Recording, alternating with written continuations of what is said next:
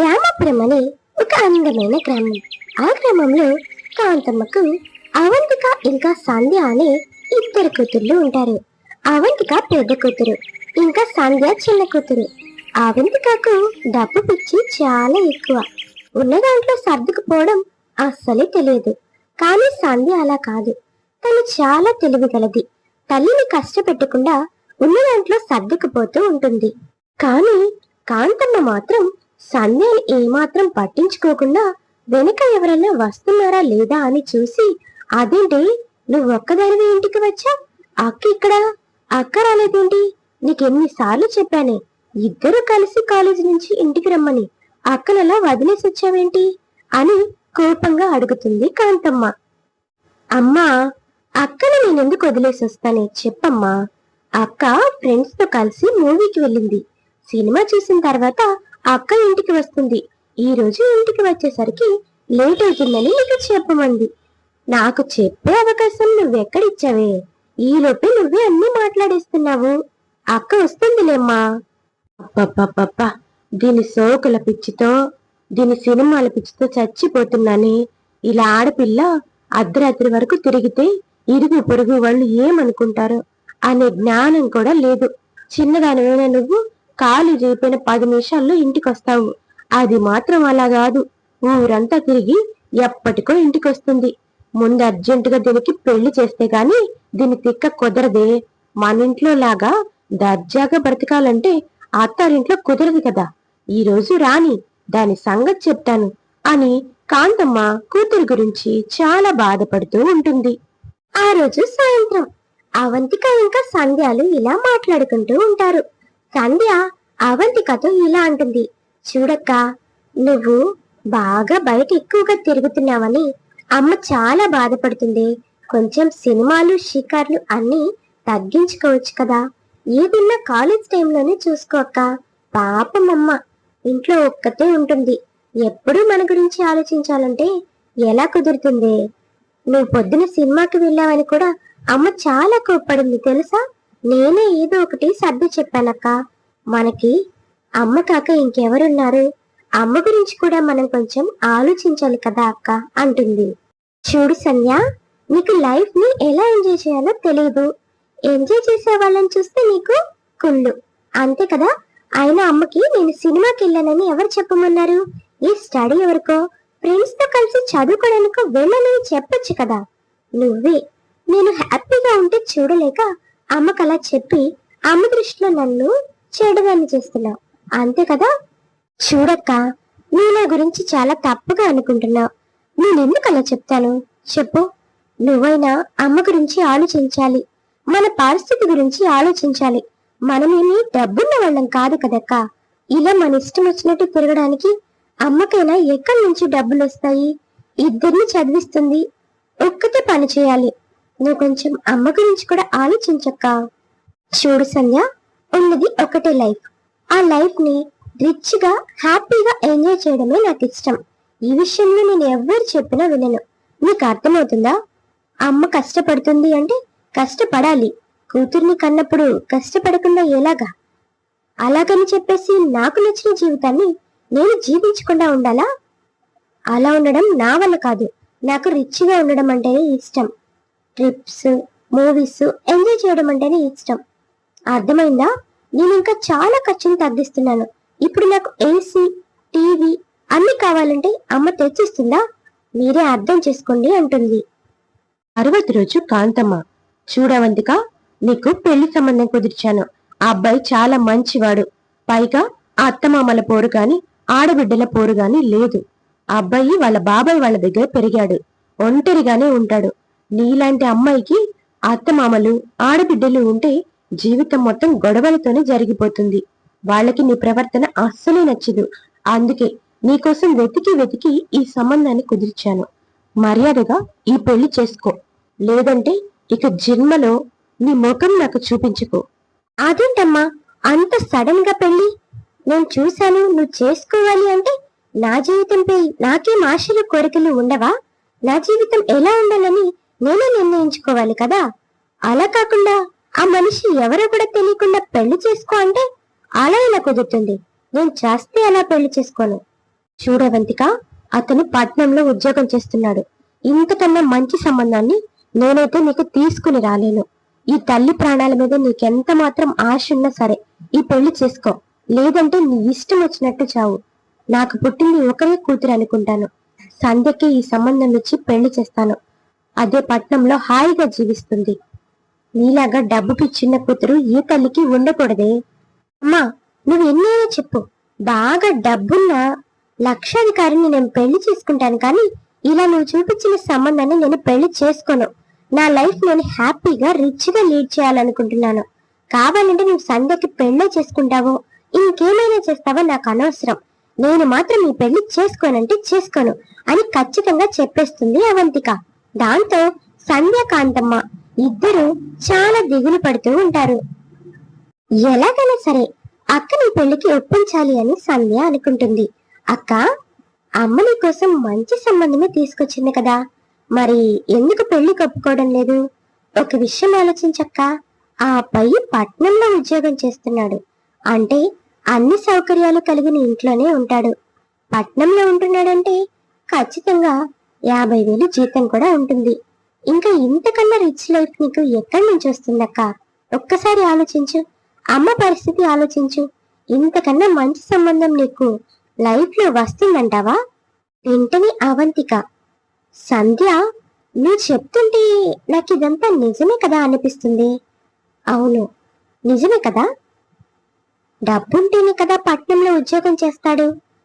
పట్నంలో సొంత ఇల్లు అంటే అన్ని సౌకర్యాలతో ఉంటుంది కదా.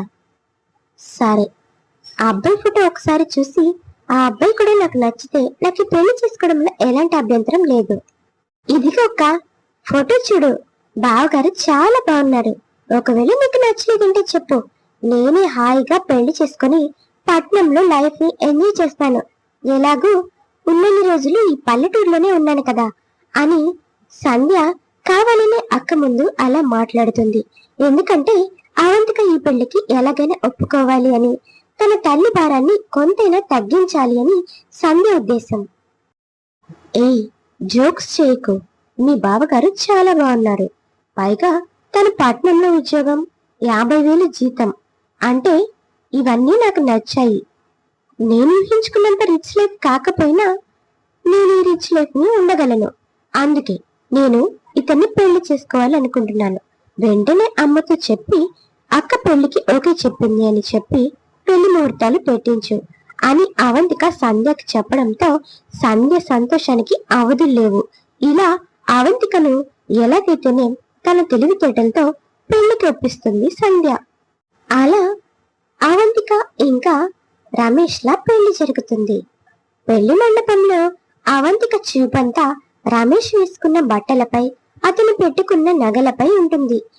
అతని మెడలో కనీసం ఒక చైన్ కూడా లేదు, చేతికి ఒక బ్రాస్లెట్ కూడా లేదు. సింపుల్ గా పెళ్లి మండపంలోకి వస్తాడు. ఇదంతా చూసి అవంతిక మనసు ఎందుకో దిగులుగా ఉంటుంది. ఇంకా పెళ్ళై అత్తగారింటికి కాపురానికి వెళ్లే రోజు కాంతమ్మ ఇలా చెప్తుంది. చూడమ్మా అవంతిక, ఇన్నాళ్ళు నువ్వు పుట్టింట్లో ఎలా ఉన్నా సరే అత్తింట్లో మాత్రం ఎలాంటి చెడ్డ పేరు రాకుండా ఉండాలమ్మా. మంచి అమ్మాయిలాగా ఉండాలి. డబ్బు పిచ్చితో, డబ్బాసితో డబ్బుని ఎలా పడితే అలా ఖర్చు పెట్టకూడదు. అల్లుడు గారి దగ్గర మంచి పేరు తెచ్చుకోవాలమ్మా. అర్థమైందా? ఎక్కువగా డబ్బు ఖర్చు పెట్టకు. నాకు అది కావాలి ఇది కావాలని అబ్బాయిని విసిగించకు. ఆపమ్మా నువ్వు. ఇన్నాళ్ళు నువ్వు చెప్పిందే విన్నాను. ఇంకా అక్కడికి వెళ్ళినా కానీ నువ్వు చెప్పినట్టే వినాలా? నా లైఫ్ అంటూ నాకుండదా? నాకు ఇష్టం వచ్చినట్టు నేను ఉండడానికే ఈ పెళ్లి చేసుకున్నాను. నీకు అర్థమైందా? పట్నంలో అయితే ఫ్రీగా సినిమాలకు వెళ్ళొచ్చు, బ్యూటీ పార్లర్ కి వెళ్ళొచ్చు, కావాల్సినంత షాపింగ్ చేయొచ్చు. ఈ పల్లెటూరులో ఏముంటుంది చెప్పు? అందుకే నేను రమేష్ ని పెళ్లి చేసుకున్నాను. అక్కడైనా నాకు ఇష్టం వచ్చిన జీవితాన్ని నన్ను అనుభవించనివ్వమ్మా. ఇలా ముసలమ్మ కబుర్లు ఇంకా నాకెప్పుడు చెప్పకు. దయచేసి నన్ను చూడడానికి కూడా నువ్వు ఎక్కువ రావద్దు. నువ్వు వచ్చినప్పటి నుంచి ఇలాగే ఏదో ఒక తలనొప్పి పెడుతూనే ఉంటావు అని విసుక్కుంటుంది అవంతిక. అలా ఎన్నో ఆశలతో, ఎన్నో కలలతో పట్నం జీవితాన్ని ఎంజాయ్ చేయాలని అత్తగారింట్లో అడుగు పెడుతుంది అవంతిక. చూడవంతిక, ఈ ఇల్లు నీకు నచ్చిందా? నీకింకా ఏమన్నా కావాలా? కావాలంటే నాతో చెప్పు, చిన్నగా నెలకొకటి చొప్పున నీకు కావలసినవన్నీ నేను కొంటాను అని రమేష్ అంటాడు. ఏంటి, ఇది ఇల్లా? తుప్పు పట్టిపోయిన కిటికీలు, పగిలిపోయిన అద్దాలు, ఒక ఏసీ లేదు, ఒక కూలర్ లేదు, మంచంపై సరైన పరుపు కూడా లేదు. ఆయన నేను ఊహించుకున్న జీవితం ఇలాంటిదేం కాదు. మా అమ్మ చెల్లి నన్ను మోసం చేసి నీకిచ్చి పెళ్లి చేశారు. ఏంటి, నెలకొక సామాను కొంటావా? ఏమనుకుంటావు? అసలు ఈ ఇంట్లో ఏముందనుకుంటావు? నేను మా ఇంట్లో ఉన్నప్పుడు ఇంతకన్నా సంతోషంగా ఉండేదాన్ని. నిన్ను చేసుకుని నేను చాలా పెద్ద తప్పు చేశాను అని అవంతిక రమేష్ పై చాలా కోపంగా అరుస్తూ ఉంటుంది. రమేష్ చాలా మంచివాడు. అవంతిక అలా మాట్లాడుతున్నా సరే చాలా శాంతంగా అవంతికకు సమాధానం చెప్తూ ఉంటాడు. చూడవంతిక, ఇన్నాళ్ళు ఈ ఇంట్లో నేను ఒంటరిగా ఉండేవాడిని కాబట్టి నాకు ఎలాంటి సౌకర్యాలు అవసరం లేదు. ఇప్పుడు నువ్వు వచ్చావు కదా, నెల నెల జీతం డబ్బుల్లో కొంత దాచి నీకు కావలసినవన్నీ నేను సర్దుబాటు చేస్తాను. అంతవరకు కొంచెం అడ్జస్ట్ అయి ఉండు. ఆ తర్వాత కొద్ది రోజులకి అవంతిక ఇంకా రమేష్ మొదటి పండక్కి అవంతిక పుట్టింటికి వస్తారు. అప్పుడు కాంతమ్మ, ఏమ్మా అవంతిక, బాబు రమేష్ బాగున్నారా? ఏమ్మా, ఇన్ని రోజులకి నీ పుట్టిల్లు గుర్తొచ్చిందా? పట్నం వెళ్ళిపోయేసరికి అసలు మమ్మల్ని మర్చిపోయావే. ఏం బాబు, అంత కులసగా ఉన్నారా? వెంటనే అవంతిక చాలా కోపంగా, ఆ మీ అల్లుడు గారు తెచ్చి లక్షలు లక్షలు ఎక్కడ దాచాలో తెలియక అక్కడ ఇల్లు సరిపోవడం లేదు. అంత సంతోషంగా ఉన్నా. నన్ను మోసం చేసి ఆయనకిచ్చి పెళ్లి చేశారు. అక్కడ ఇంట్లో మన ఇంట్లో ఉన్నన్ని సౌకర్యాలు కూడా లేవు. నాకు అసలు అక్కడ ఉండాలనిపించడం లేదమ్మా. అసలు ఏం సంపాదించే సంపాదన మాకు సరిగ్గా సరిపోవడం లేదు. నేను ఎలాంటి జీవితాన్ని ఊహించుకుని అక్కడికి వెళ్ళాను, అంతా నాశనం అయిపోయింది. అందరూ కలిసి నా జీవితాన్ని నాశనం చేశారు. అదేంటమ్మా అవంతిక, అలా మాట్లాడుతున్నావు? తప్పమ్మా, అల్లుడు గారి గురించి అలా మాట్లాడకూడదు. ఆయనకున్న దాంట్లో నిన్ను సంతోషంగానే చూసుకుంటున్నారు కదా. ఇంత మంచి భర్త నీకు ఇన్ని జన్మలెత్తినా దొరకరే. నువ్వు అలా మాట్లాడకు, అల్లుడు గారు బాధపడతారు. మీరు ఇవేమి పట్టించుకోమాకండయ్యా. అమ్మాయి అంతే, కోపంలో అలాగే మాట్లాడుతుంది. దాని గురించి ఏం పట్టించుకోమాకండి. పట్టించుకోవద్దు అని చెప్పి అందరూ కలిసి నా జీవితాన్ని ఇలా చేశారు. అయినా మీకెంత చెప్పినా వేస్టే. నా జీవితం ఎలా ఉండాలో నాకు తెలుసు. కనీసం 4 రోజులు ప్రశాంతంగా నచ్చిన తిని ఇష్టం వచ్చినట్టు ఉందామని ఇక్కడికి వచ్చాను. అత్తయ్య, అవంతిక గురించి మీకంతా తెలిసింది కదా, తన గురించి మీరేం పట్టించుకోకండి. పదండి, లోపలికి వెళ్దాం అని రాజేష్ మాట కలిపి అందర్నీ లోపలికి తీసుకుని వెళ్తాడు. కాంతమ్మ రాజేష్ మంచితనానికి చాలా మురిసిపోతుంది. ఏంటి అవంతిక, అల్లుడి గారి ముందు అలా మాట్లాడుతున్నావు? ఆయన మనసు బాధపడితే ఏం జరుగుతుందో తెలుసా? ఆయన అంత మంచి అబ్బాయి గురించి అలా తక్కువగా మాట్లాడతావేంటి? నీకేం తక్కువ చేశాడే? నిన్ను ఎంత బాగా చూసుకుంటున్నాడు. అమ్మా, ఇంకా పాతకాలం దానిలాగా మాట్లాడికి. పట్నంలో ఉంటున్నాడు. ఇంట్లో కనీసం ఏసీ కూడా లేదు. డబుల్ కట్ మంచం కూడా లేదు. ఉన్న మంచం కిర్రు కిర్రుమంటూ ఉంటుంది. అయినా నేను ఎంత రిచ్ లైఫ్ ఊహించుకున్నాను. నన్ను తీసుకువెళ్ళి ఆ పిసినారుడి చేతుల్లో వేశావు. ఛీ, ఎందుకు అనవసరంగా పెళ్లి చేసుకున్నాను అని ఇప్పుడు ఫీల్ అవుతున్నాను తెలుసా? ఇంకా నాతో నువ్వేం మాట్లాడకమ్మా, నా మనసు ఇంకా బాధపడుతుంది. ఒసే వచ్చిన మొగుళ్ళు సరిగ్గా లేరని పెళ్ళాలే బాధపడుతుంటే ఇంత మంచి భర్త దొరికితే నువ్వింకా ఆనందపడాల్సింది పోయి ఆ అబ్బాయిని ఇలా బాధ పెడుతున్నావే. చూడు, ఇలాంటి భర్తను గనక నువ్వు దూరం చేసుకుంటే జన్మలో నువ్వు ఇంకా బాగుపడలేవు. తల్లిగా నేను చేయవలసింది నేను నీకు చేశాను. ఇక అంతా నీ చేతిలోనే ఉంది. ఆ అబ్బాయిని బాధ పెట్టకుండా సరిగ్గా ఉండమ్మా అని కాంతమ్మ ఎంత నచ్చ చెప్పినా అవంతిక మాత్రం కాంతమ్మ మాట అస్సలు వినదు. అలా రోజులు గడుస్తూ ఉంటాయి. అవంతికకు తన జీవితం అస్సలు నచ్చదు. ఇంకా భర్త దగ్గరకు వస్తుంది. చూడండి రమేష్, నాకింకిక్కడ అస్సలు ఉండాలని లేదు. ఈ ఇంట్లో నాకు కావాల్సిన సౌకర్యాలు ఏమీ లేవు. నాకు నచ్చినట్టు షాపింగ్లు లేవు. ఇంకా బ్యూటీ పార్లర్ కి వెళ్ళాలంటే చేతిలో ₹1 లేదు. మిమ్మల్ని అడిగితే అవి కట్టాలి ఇవి కట్టాలి అంటారు. వచ్చే జీతంతో మీరేం చేస్తున్నారని నేను ఎప్పుడు అడగలేదు. కనీసం నా ఖర్చులకి డబ్బులు కూడా ఇవ్వరు. అందుకే నాకు ఇంకా మీతో కలిసి జీవించాలని లేదు. ఇంకా రమేష్ కూడా తనకి ఎలాగైనా బుద్ధి చెప్పాలి అని అనుకుంటాడు. సరే అవంతిక, అయితే ఇప్పుడేమంటావు? నీకు నాతో కలిసి జీవించాలని లేదు, నువ్వింక మీ ఇంటికి వెళ్ళిపోతాను అంటావు. సరే, ఇంక నా జీవితంలోకి ఎవరొచ్చినా సరే నీకు సంబంధం కూడా లేదు కదా, అలా నీకు ఇష్టమైతే నువ్వు వెళ్ళొచ్చు. వెంటనే అవంతిక కొద్దిసేపు ఆలోచించి, ఆయన ఈయన అంతే అంటారు, ఈయనకున్న అతి మంచితనానికి ఇంకో పెళ్లి కూడా చేసుకుంటారా? కొద్ది రోజులు పుట్టింటికి వెళ్తే అలాగైనా సరే తన కోసం డబ్బు ఖర్చు పెడతారు అని చెప్పేసి, సరే మీ ఇష్టం, నేనైతే మా ఇంటికి వెళ్తున్నాను, నాకు ఇక్కడ ఉండాలని లేదు అని రమేష్ ని చాలా తక్కువగా మాట్లాడి అక్కడి నుంచి వెళ్తాను అని చెప్తుంది. దాంతో రమేష్ అవంతికకు ఒక్క మాట కూడా అడ్డు చెప్పకుండా తనని తన పుట్టింటికి వెళ్ళనిస్తాడు. ఏంటి అవంతిక, ఇల్లు వదిలేసి వచ్చేసావంట? అల్లుడు గారు ఫోన్ చేసి అంతా చెప్పారు. నీకెంత చెప్పినా నీ బుద్ధి మారదాని, ఇంకెప్పుడు తెలుసుకుంటావి జీవితం అంటే డబ్బొక్కటే కాదు అని. అమ్మా, నువ్వు ఇంకేం మాట్లాడకు, ఆయన ఇలా ఉంటేనే మారతాడని నాకు అనిపిస్తుంది. అయినా ఒక్క రూపాయి కూడా ఖర్చు పెట్టని పిసినారి వాడితో నన్ను కలిసి ఉండమని చెప్తావేంటమ్మా నువ్వు?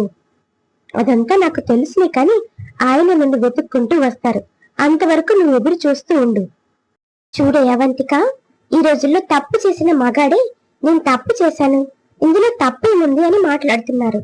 అలాంటిది నీ ఇంత బాగా చూసుకునే అతను నీకోసం వస్తాడంటావా? ఆలోచించవే, నువ్వే తప్పు చేసి అనవసరంగా నీ జీవితాన్ని నాశనం చేసుకోకు. తల్లిగా చెప్తున్నాను, పెద్దదాన్ని ఒక మాట చెప్తున్నానంటే ఎన్ని విధాలుగా ఆలోచిస్తానో ఒక్కసారి ఆలోచించు. అమ్మా, నువ్వు ఎన్నైనా చెప్పు, నేను ఆ ఇంటికి వెళ్లే సమస్య లేదు. ఆయన నాకు నచ్చినవన్నీ చేస్తేనే నేను ఆ ఇంటికి వెళ్తాను, అంతవరకు నేను ఇక్కడే ఉంటాను. దయచేసి నా జీవితంలో నువ్వు జోక్యం చేసుకోవద్దు అని తల్లిని కూడా చూడకుండా నోటుకొచ్చినట్టు మాట్లాడుతుంది.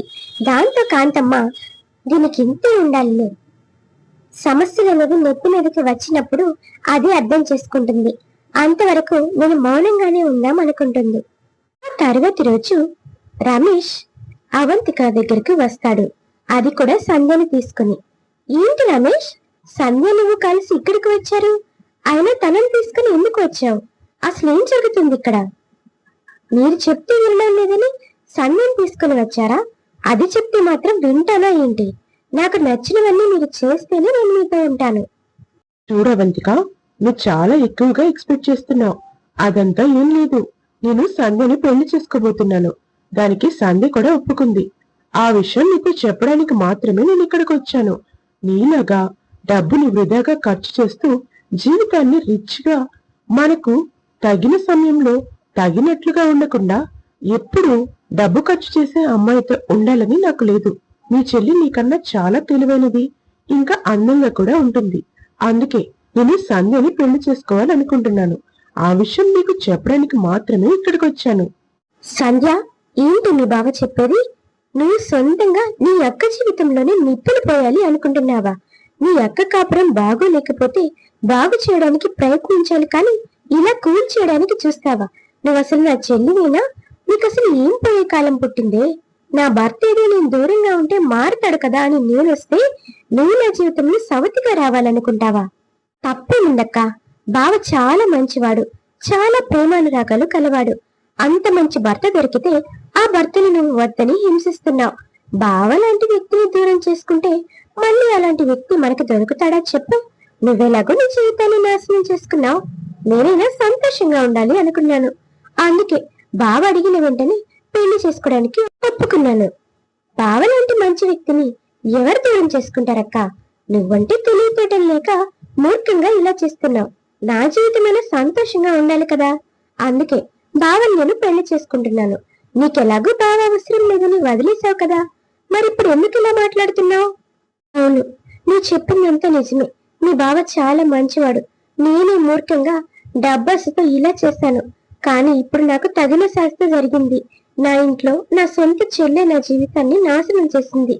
ఆయనకు నాపై ఉన్న ప్రేమని నేనే చెరిపేసుకున్నాను. మీరైనా సంతోషంగా ఉండండి. నా ఈ అత్యాశతో నేను నా జీవితాన్ని నాశనం చేసుకున్నాను. నేను మీ జీవితాలకు అడ్డుగా రాను, నేను మీకు దూరంగా వెళ్ళిపోతాను అని అవంతిక చాలా బాధపడుతుంది. తనకు అప్పుడు భర్త విలువ, ఇంకా కాపురం విలువ తెలిసొస్తుంది. డబ్బే ముఖ్యం కాదని, మనిషి మంచితనమే ముఖ్యమని తెలుస్తుంది. అక్క, నువ్వింత బాధపడాల్సిన అవసరం లేదు. ఇదంతా నాటకం మాత్రమే. బావ నేను కలిసి నీ మనసు మార్చాలని ఇలా చేశాం. నేను బావని ఎలా పెళ్లి చేసుకుంటానక్క? నీ జీవితాన్ని నేనెందుకు నాశనం చేస్తాను? నీ కళ్ళకి కట్టుకున్న పొరలు విడిపోవాలనే ఇలా చేశాం. ఇప్పుడు నీకు జీవితం అంటే బాగా తెలిసింది. ఇకపై నువ్వు ఎలాంటి తప్పు చేయవు. నన్ను క్షమించక్క. నీకు మంచి చెడులేవో చెప్పడానికి నేను ఇలా చేశాను. అందుకు మించి నిన్ను బాధ పెట్టాలని కాదు. నిన్ను బాధ పెట్టే పని నేను ఎప్పుడూ చేయనక్క. ఇప్పుడు కూడా నీ జీవితం బాగుండాలని నేను ఇలా చేశాను అని సంధ్య చెప్పడంతో అవంతిక సంతోషిస్తుంది. ఒక్క క్షణం అవంతిక ఊపిరి పీల్చుకొని, అమ్మయ్య, ఏవండి, నన్ను క్షమించండి. మీ మంచి మనసుని అర్థం చేసుకోకుండా అహంకారంతో మిమ్మల్ని చాలా చిన్న చూపు చూశాను అని భర్తను క్షమాపణలు అడుగుతుంది. ఇలా చెల్లెలు భర్తను పెళ్లి చేసుకోవాలనుకోవడంతో అవంతికకు బుద్ధొస్తుంది. ఇది ఇవాల్టి కథ. ఈ కథ గనక మీకు నచ్చినట్లయితే please like, share and subscribe చేసుకోండి. ఇలాంటి మరిన్ని ఇంట్రెస్టింగ్ వీడియోస్ కోసం please subscribe to my channel. ఈ కథలోని పాత్రలు, ప్రదేశాలు, పేర్లు ఎవరి ఉద్దేశించినవి కాదు, కేవలం కల్పితాలు మాత్రమే.